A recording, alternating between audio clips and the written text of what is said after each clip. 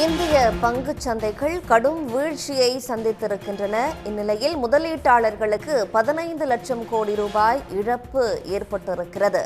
இது தொடர்பாக நம்முடைய கருத்துக்களை பகிர்ந்து கொள்வதற்காக பங்குச்சந்தை நிபுணர் திரு PR சுந்தர் இணைகிறார். அவரிடம் பேசலாம். சார் வணக்கம். தற்போது இந்திய பங்குச்சந்தை கடும் சரிவை சந்தித்திருக்கு. உலக அளவில் ஏற்பட்ட அந்த வீழ்ச்சி தான் இதற்கும் காரணமா? முதலீட்டாளர்களுக்கு பெரும் இழப்பு ஏற்பட்டிருக்கு. உங்களுடைய கருத்து என்ன சார்? இதுல ரெண்டு விஷயம் இருக்குங்க. ஒன்னு உலக பங்குச்சந்தைகள் இறங்கியிருக்கு.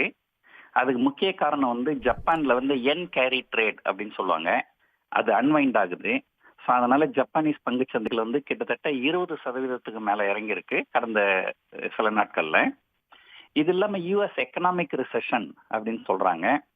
அது இல்லாம மிடில் ஈஸ்ட்ல கொஞ்சம் ஜியோ பொலிட்டிக்கல் டென்ஷன் இருக்கு, ஈரானுக்கும் இஸ்ரேலுக்கும். இதெல்லாம் பங்குச்சந்தைகள் பெருமளவு உலக அளவில் இறங்குறதுக்கு காரணமா இருந்தாலும் நம்முடைய பங்குச்சந்தைகள் இறங்குறதுக்கு வேற சில காரணங்களும் உண்டு. கடந்த வாரம் பட்ஜெட் வந்தது. அந்த பட்ஜெட் ஒரு மிக மோசமான பட்ஜெட்டா இருந்தது. அந்த மிக மோசமான பட்ஜெட்டா இருக்கும்போது பங்குச்சந்தைகள் இறங்குவதற்கு உண்டான வாய்ப்புகள் நிறைய இருக்கும். ஆனா என்ன நடக்கும்னா, பட்ஜெட் வந்த உடனே பங்குச்சந்தைகள் பெருமளவு இறங்குச்சுன்னா எதிர்கட்சிகள்லாம் உங்க பட்ஜெட் சரியில்லை, அதனால தான் பங்குச்சந்தை இறங்குதுன்ட்டு கமெண்ட் பண்ண போறாங்களோன்னு சொல்லிட்டு டொமஸ்டிக் மியூச்சுவல் ஃபண்ட்ஸ் கிட்ட சொல்லி பங்குச்சந்தை விழாம பார்த்துக்க சொல்லுவாங்க. அதனால ஒரு ஆர்டிபிஷியலா நம்முடைய பங்குச்சந்தைகள் ஏறிச்சு.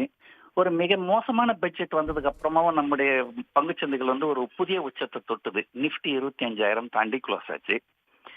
அதனால நிறைய முதலீட்டாளர்கள் நம்முடைய பங்குச்சந்தைகள் நல்லா இருக்கும் அப்படின்னு நிறைய பேர் வாங்கி இருக்கிறாங்க.